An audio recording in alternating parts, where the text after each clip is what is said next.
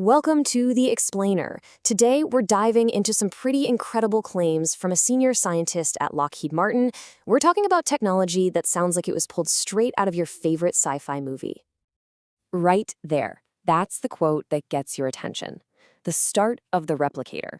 I mean, when a senior fellow at a place like Lockheed Martin says something like that, you really have to stop and ask. So, how on earth could that be possible? Well, to even scratch the surface of that question, we first need to get our heads around the core technology that, according to the sources, makes this whole thing tick. So, let's get into it. Okay, so the device at the very heart of this incredible claim isn't a laser that shoots light, which is what we're all used to. No, the sources describe something way, way more exotic, a laser that shoots actual matter. Think about it like this.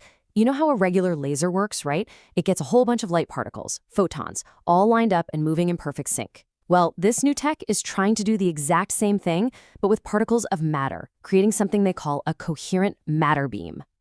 Okay, so what in the world do you do with a beam made of matter? Well, the first and, maybe most believable application they talk about is manufacturing. But with a level of precision that is just, it's mind-boggling. Get this. One source says this beam can write features that are just 0.02 nanometers wide. To give you some perspective, that is so ridiculously small, we're getting close to being able to place individual atoms exactly where we want them. It's like the ultimate 3D printer, but instead of plastic, you're using the universe's own Legos. So that's the big question, isn't it? How do you convince a bunch of atoms to line up and act like a perfectly synchronized beam of light?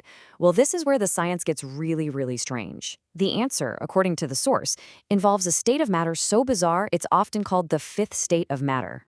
So, to get all these atoms to behave like one single, unified wave, you basically have to get them to forget that they're individual atoms. And the way you do that is by making them colder than almost anywhere else in the entire universe. And this is what you get. A Bose-Einstein condensate. When you get down to temperatures just a tiny, tiny fraction of a degree above absolute zero, the atoms themselves literally start to overlap. They stop behaving like individual billiard balls and merge into one giant superatom that acts like a single quantum wave. The source actually breaks down how they do it. First, you trap a little cloud of atoms. Then, you blast them with lasers from all sides, which slows them down and cools them off. Finally, you use what's called evaporative cooling, kicking out the hottest atoms until what's left just collapses into this incredible quantum state. And that, right there, is the magic trick. This is the crucial link. According to the source material, these Bose-Einstein condensates are the engine. They're the source that generates those coherent matter waves we were talking about. This is how you turn a bunch of particles into one single wave. Okay, so now we have the basic science down. And remember, this is science that has already won a Nobel Prize. But this is where the sources take a massive leap into some truly extraordinary possibilities. Yeah, we are way past just building tiny things now.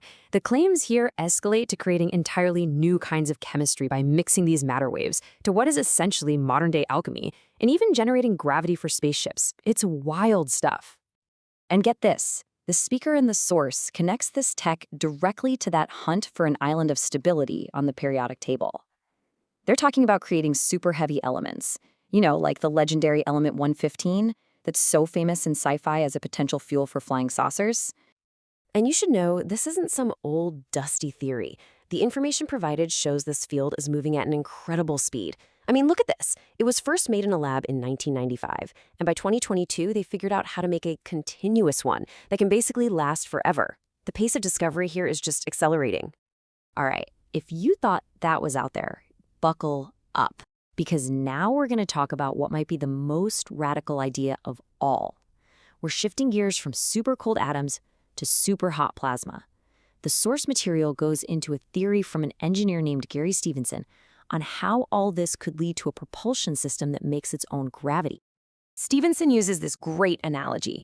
He says to imagine sloshing water back and forth in a bathtub to make waves. Now, just imagine that instead of water, you're sloshing superheated plasma.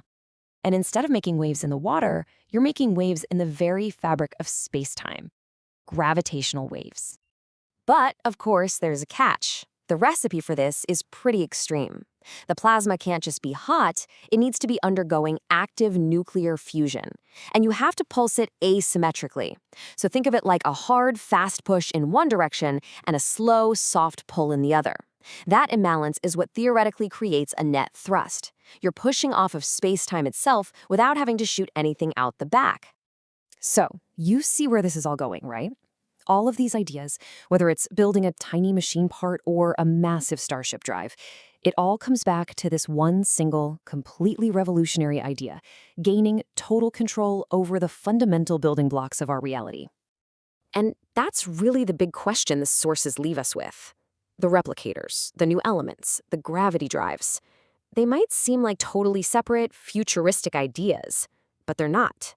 They all grow from the same root. And that root is the answer to one simple question. What happens when we learn how to write matter, the same way we write computer code?